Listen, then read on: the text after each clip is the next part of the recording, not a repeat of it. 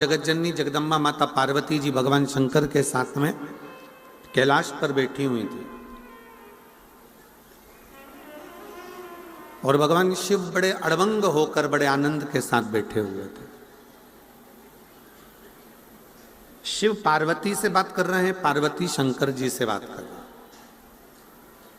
और एक निवेदन ये कथा कर रही है, शिव महापुराण की कथा शंकर भगवान के और पार्वती के चरित्र से निवेदन कर रही है कि एक बात अपनी चित्त वृत्ति में बिठा कर रखो। जब पति पत्नी दोनों कक्ष में रहें, जब पति पत्नी दोनों अपने भवन में, अपने रूम में, अपने घर में रहें, तो निवेदन है कि उस समय पर अपने हाथ का मोबाइल चाहे कटे हुए सेवफल का हो, एप्पल का हो, चाहे कैसा भी हो, पर जितनी देर पति पत्नी दोनों साथ रहें उतनी देर मोबाइल को कहीं अलमारी में दबाकर रख दिया करो, जिससे दोनों का स्नेह बातचीत पूर्ण हो। गोविंद जी, गोपाल जी, मोबाइल आया, पहले के समय में लोग मोबाइल, पहले रेडियो सुनते थे छोटा सा, अब मोबाइल आया तो रेडियो खत्म हो गया। पहले लोग पंचांग देखते थे, अब पंडित लोग पंचांग नहीं देखते, अब डायरेक्ट मोबाइल में देख लेते हैं। पंचांग, मोबाइल आया, पंचांग खत्म हो गया। पंचांग खत्म हुआ, रेडियो खत्म हुआ। पहले लोग टॉकीज जाते थे, फिल्म देखने जाते थे, मोबाइल आया तब से लोगों ने टॉकीज जाना, फिल्म देखना बंद कर दिया। टॉकीज खत्म, रेडियो खत्म, पंचांग खत्म।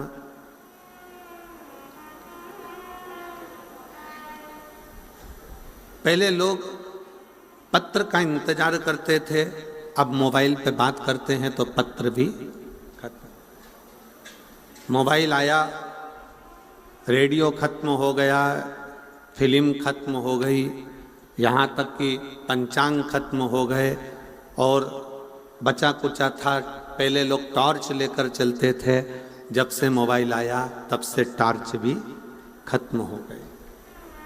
मोबाइल आने से टॉर्च खत्म हो गई, रेडियो खत्म हो गया, सब कुछ खत्म हो गया।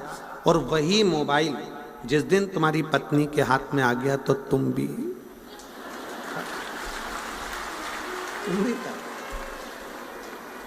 इसलिए सावधान इंडिया, थोड़ा सावधान रहिए।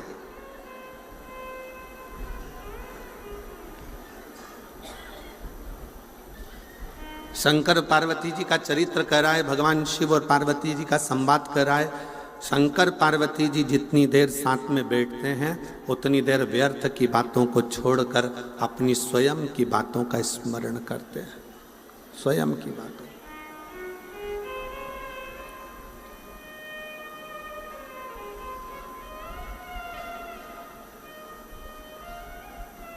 और शंभु शरणे पड़े मांगू घड़ी रे घड़ी, दुख दया करी न दर्शन ओ शंभु शरणे पड़े मांगू घड़ी रे घड़ी, दुख काटो दया करीन दर्शन। मोबाइल को थोड़ा सा, जब पति पत्नी दोनों साथ रहें, दोनों रहें संग में, तो मोबाइल को थोड़ा दूर कर दीजिए, थोड़ा दूर कर दो। मिठास नहीं आ रही, गला पकड़ रहा है, थोड़ा रूखापन ज़्यादा है। मोबाइल को एक कोने में ले जाकर रख दो। शिव जी और पार्वती माता, जगत जननी जगदम्बा और शंकर दोनों बैठे हैं, दोनों, और दोनों अपनी अपनी बातें कह रहे हैं। और उस बातों में पार्वती जी ने शंकर भगवान से बहुत से प्रश्न किए।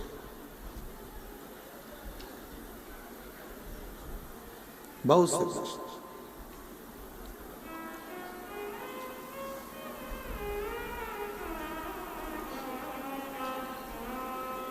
जैसे कल एक कथा शुरू में प्रारंभ हुई थी उत्तानपाद की। उत्तानपाद की दो पत्नियां सुनीति और सुरुचि का प्रसंग आया था। उसमें से एक सुनीति का बेटा ध्रुव है, सुरुचि का बेटा उत्तम है। और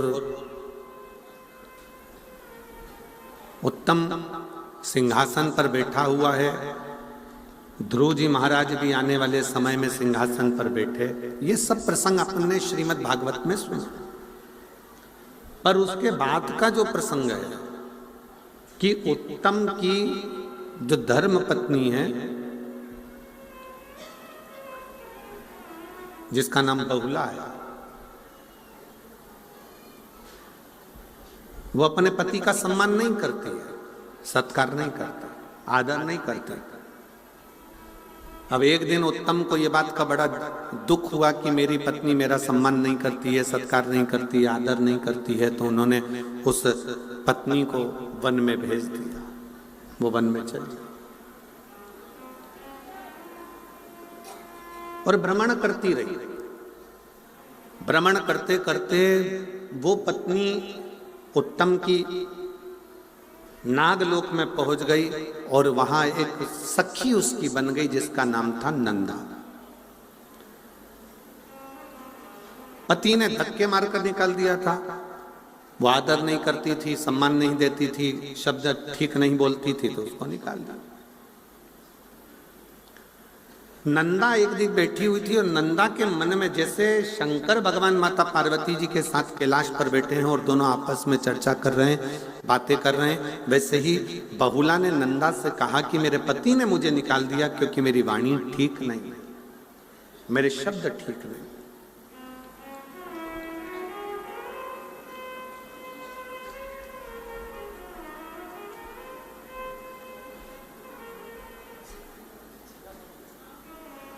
बहुला कहती है कि मैं कैसे अपने पति के पास वापिस पहुंच सकती हूं, कैसे? अभी एक कथा के प्रसंग में आपको कहा कि पति पत्नी जब भी रहें साथ में तो मोबाइल को उठाकर किसी अलमारी में कोने में पटक दो।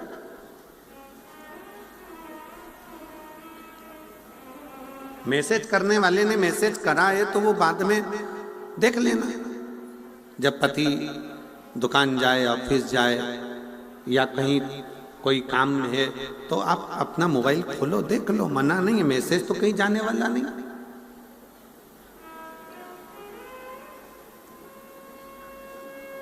आज अदालत में जितने प्रॉपर्टी के केस नहीं है, आज अदालत में जितने चोरी के केस नहीं है, प्रॉपर्टी के केस नहीं है, जितने जमीन जायदाद के केस नहीं है, जितने कत्ल के केस नहीं है, आज अदालत में सबसे ज्यादा केस नए लड़का लड़कियों के तलाक के चल रहे हैं। आज अदालत में सबसे ज्यादा केस अगर चल रहे हैं तो वो तलाक के चल रहे हैं।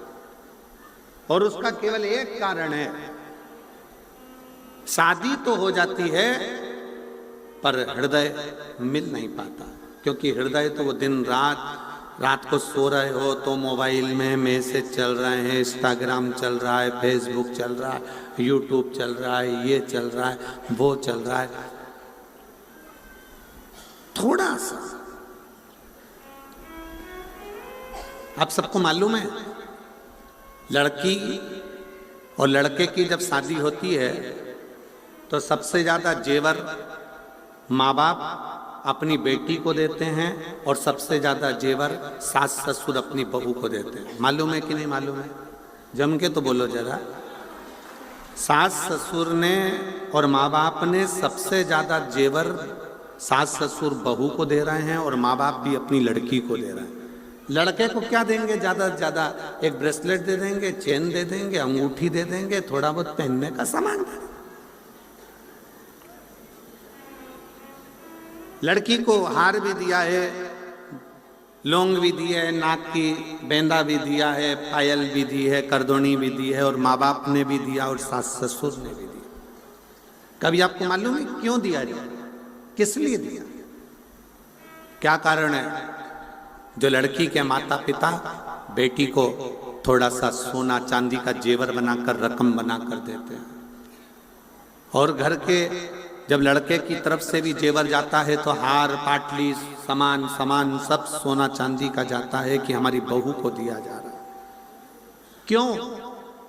उसका केवल एक कारण है, लड़की के माँ बाप जब लड़की को सोना देते हैं या जेवर देते हैं तो देने का कारण केवल इतना सा रहता है, साहब मेरी बेटी ये जो जेवर दिया है ना इससे भी ज्यादा कीमती है, इसलिए इस जेवर का कोई मायना नहीं, इसलिए इस जेवर को दिया जा।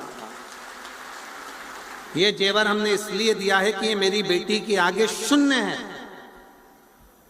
ये लड़की के माँ बाप जेवर देकर कहते हैं कि ये जेवर के आगे मेरी बेटी प्रथम है, ये जेवर शून्य है। और सास ससुर अपनी बहू को हार पाटली करधोना मांग का टीका सारा जेवर चुन्नी बैस सब देते हैं। क्यों देते हैं? क्योंकि सास ससुर कहते हैं बेटी तू हमारे घर में आ रही है, इस जेवर की जितनी कीमत नहीं है जितने हमारे घर में रहने वालों की इज्जत की कीमत है, संस्कारों की कीमत है। जेवर गया वापिस आ सकता है पर इज्जत गई वापिस नहीं आ सकता, घर के संस्कार चले गए वापिस नहीं आ सकते, ये जेवर तो फिर आएगा, फिर मिल सकता। सिरसा वालों 5 दिन की कथा हो गई, 2 दिन बचे, कल परसों। कल कथा का 6ठा दिन हो जाएगा जिसको हमारी शिव महापुराण में शिवरात्रि कहते हैं। कल कथा की शिवरात्रि हो जाएगी, परसों सुबह 8 बजे से 11 बजे तक कथा होगी, बाबा का स्मरण होगा, कथा का भजन कीर्तन करके आप अपने घर, हम हमारे घर। पर सिरसा के निवासियों को निवेदन है, क्या पता कौन सा पुण्य, मैं गोविंद जी आपको भी और गोपाल जी आपको भी बहुत बहुत साधुवाद देता। कथा कहती है अगर रिश्ते टूटने की कतार पर आ गए हैं, संबंध खत्म होने की कतार पर आ गए हैं, तो निवेदन है उन संबंध को अदालत तक लेकर मत जाओ, ले जाना है तो 1 लोटा जल भर कर दोनों पति पत्नी शंकर के मंदिर जाओ, उसको जोड़ने का प्रयास करो, मंदिर तक जाओ, शिवालय तक जाओ, शंकर भगवान की चौखट तक जाओ।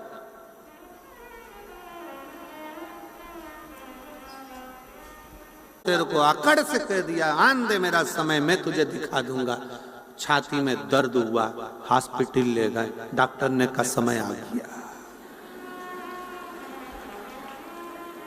ले और अकड़ ले, आन दे मेरा समय, मैं दिखाऊंगा कि मैं क्या। दर्द उठा, हॉस्पिटल ले गए, डॉक्टर ने कह दिया समय आ गया, अब आईसीयू में पड़ा है, आईसीयू में पड़ा, अब क्या दिखाएगा?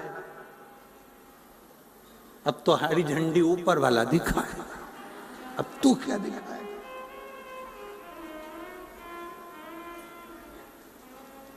ये तो उसमें का हाल हो गया ना कि टीचर ने सारे बच्चों से कहा सारे बच्चे कल क्रिकेट पर निबंध लिखेंगे, तैयारी कर कर आना। सारे बच्चे क्रिकेट के निबंध की तैयारी कर कर लाए, सबने अपनी अपनी कॉपी में निबंध लिखा क्रिकेट पर निबंध लिखा। तब क्रिकेट पर निबंध लिखते लिखते सबकी कॉपी सर ने चेक करी, टीचर ने चेक करी। एक बच्चा बैठा था, उससे कहा ला तेरी कॉपी ला। उसने कॉपी दिखाई और जो कॉपी दिखाई तो पूरी कॉपी खाली थी, पूरी कॉपी खाली। और नीचे लिखा था पानी गिरने के कारण मैच स्थगित कर दिया गया। पूरी कॉपी खा ली है, पूरी कॉपी खा ली। और नीचे एक लाइन में लिख दिया, पानी गिरने के कारण मैच स्थगित कर दिया गया है। अरे बेवकूफ है, पागल है। मैंने तुझे कहा था क्रिकेट पर निबंध लिखा, स्थगित हो गया तो कैसे लिखता, नीचे लिख दिया। हम यही जिंदगी जी रहे हैं, बस मेरा समय आन दो, समय का इंतजार करते रहते हैं, भाग्य के भरोसे बैठे रहते हैं। भाग्य में होगा तब मिलेगा, भाग्य में होगा तब मिलेगा, भाग्य में होगा तब मिलेगा, भाग्य में होगा तब मिलेगा। भाग्य के भरोसे मेरे शंकर भगवान नहीं कहते कि भाग्य के भरोसे बैठो। मेरे शंकर भगवान कहते हैं अपना कर्म करो, मेहनत करो। जब मेहनत करोगे तो भाग्य खुद लिखोगे, कोई दूसरा नहीं लिखेगा। आप मेहनत ही नहीं कर रहे और बैठे भाग्य के भरोसे।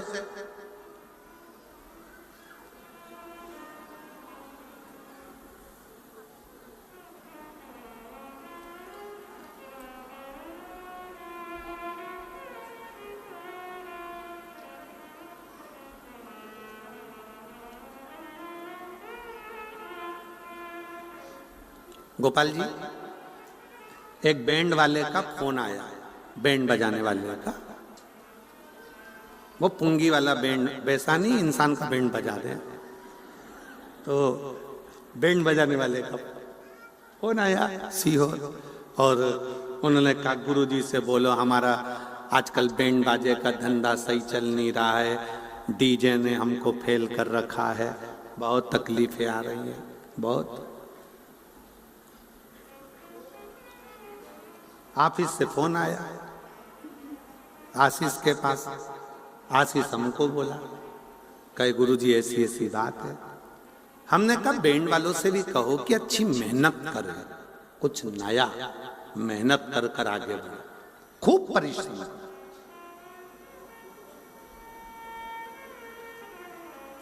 आप मानेंगे नहीं कि इतनी मेहनत वो बैंड वाले ने करी। अलग अलग तरह का वाद्य यंत्र लाया, अलग अलग तरह के वाद्य यंत्र बजाना चालू करा, सोशल मीडिया पे अपना प्रचार करना प्रारंभ करा। आज उस बैंड वाले के पास रत्ती भर समय नहीं है कि कहीं जा सके, अपने कर्म। हम भाग्य के भरोसे ना बैठे, आएगा देखा जाएगा, किस्मत में होगा तो देखेंगे, भाग्य में होगा तो मिल जाएगा, भाग्य में होगा तो मिल जाएगा, भाग्य में होगा तो मिल जाएगा ना।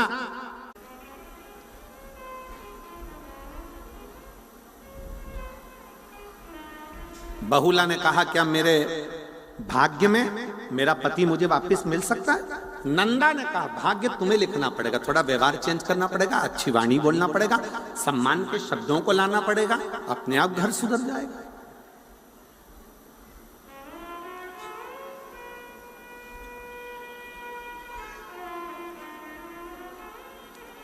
पहले के संबंध आज के संबंध जमीन आसमान का अंतर है।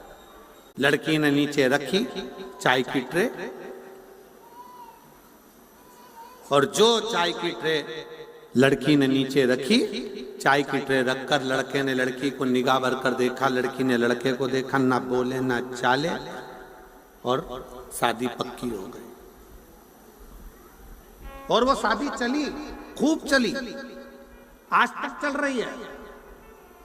जितना तो नवयुवक लड़के लड़कियों में, जितना तो नवयुवक बेटा बेटियों में, जितना तो नवयुवक बहुओं और बच्चों में प्रेम नहीं, उतना तो घर के बुजुर्ग में, सास ससुर में, बूढ़े बूढ़ों में इसने इतना प्रेम है।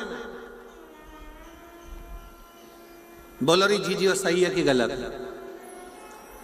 इतना प्रेम है उनका, इतना प्रेम कि अगर वो मान लो कहीं चली भी जाए, मान लो अगर बुजुर्ग हो गई, बूढ़ी हो गई माँ, बुजुर्ग है, और अगर वो मान लो कहीं चली भी गई तो तुरंत बार बार पूछेंगे काय को जा रही है, क्या करेगी जाकर वहां, क्या करना जाकर। और एक नवयुवक लड़का लड़की, एक नवयुवक बहू बेटा, पत्नी अगर चली गई तो ये तुरंत दोस्तों को फोन लगा कर कहते चलो जरा सिरसा घूम के आ। अंतर है, बहुत अंतर है दोनों में। ना लड़के ने लड़की को देखा था, ना लड़की ने लड़के को देखा था, संबंध पक्का हुआ, वो संबंध आज तक चल रहा है। और एक आज का संबंध, लड़का लड़की को दिखाओ, लड़की लड़के को दिखाओ, दोनों एक दूसरे को होटल में मिले, होटल में देखने के बाद भी इनका मन नहीं भरावे तो फिर वापिस मिले, 3-3 घंटा बात करी, संबंध पक्का हो गया, रात को 8 बजे से लगे सुबह 4 बजे तक मोबाइल पे बात करते रहे, इतनी बात करी, इतनी बात करी, इतनी बात करी, और बात करते करते करते करते शादी भी हो गई, और मालूम पड़ा 2-5 साल टिकी नहीं। और चल क्या मतलब?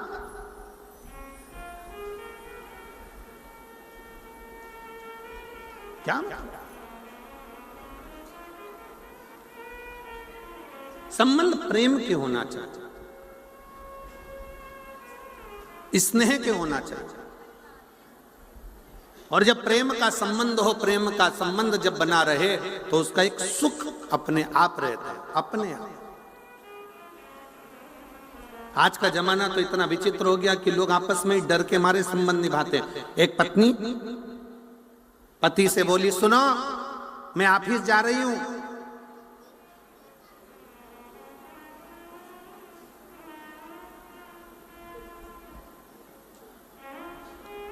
बच्चों के थोड़े से कपड़े बाथरूम में रखे हैं,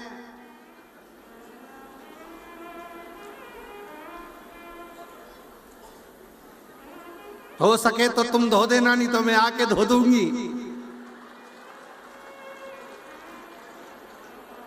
हो सके तो तुम धो देना, नहीं तो मैं आके धो दूंगी। पति बहुत देर तक सोचता रहा, अगर मैंने नहीं धोए तो ये कपड़े नहीं धोएगी, मुझे धोएगी, ये पक्का। क्योंकि धमकी देके गई है, तुमसे धुल जाए तो ठीक, तुम धो देना, नहीं तो मैं आके धो दूंगी। अब इसने ये नहीं करा, कहा कि कपड़े धोऊंगी, तो उतने डिप्रेशन में पड़ गया। आखिर में उसने सोचा अपने बच्चों के कपड़े धो दो, नीचे डाल कपड़े डाल, सब दो पर।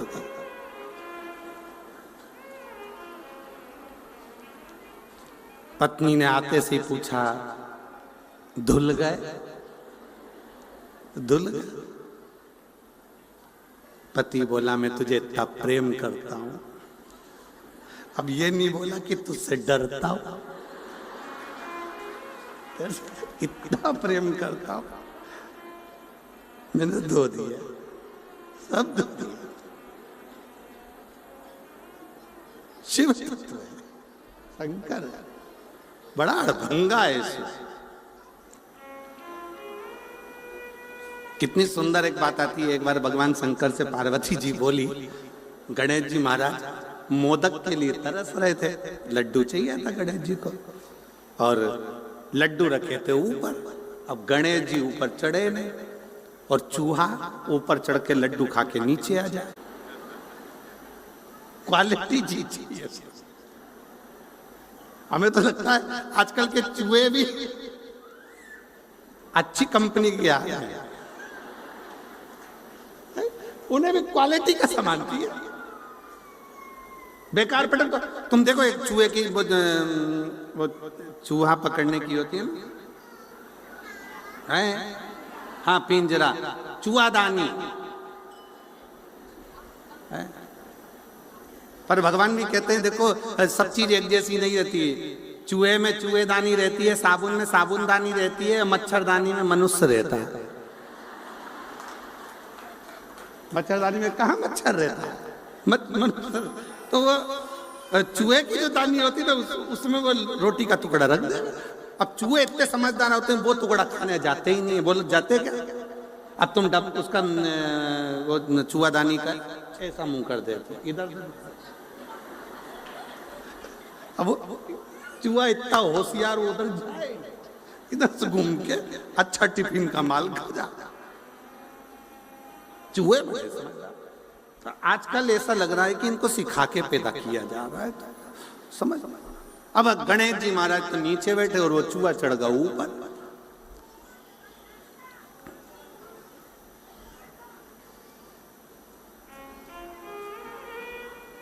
और धोती खावे कुर्ता खावे, खावे नए नए रूमाल, गणेशा मेरी कुटिया में। भी खावे जूता खावे, खावे कुर्ता की जेब। इतने समझदार है, पूरा कुर्ता छोड़ देंगे, उसकी जेब खा जाएंगे कि जैसे ही माल धरे नीचे सटक जा।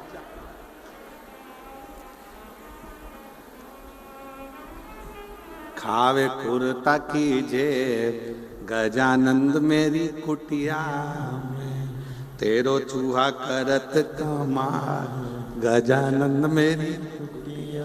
अब पार्वती जी ने आवाज लगाई प्रभु भगवान शिव जी से, शंकर जी से कहा शंभु शंभु शंभु शंभु शंभु। शंकर भगवान देखे पार्वती जी को, क्या चाहिए? पार्वती जी बोली गणेश को लड्डू दे दो ऊपर से, ऊपर लड्डू रखे हैं, दे दीजिए। शंकर भगवान ने इतना बड़ा डला जो लड्डू का था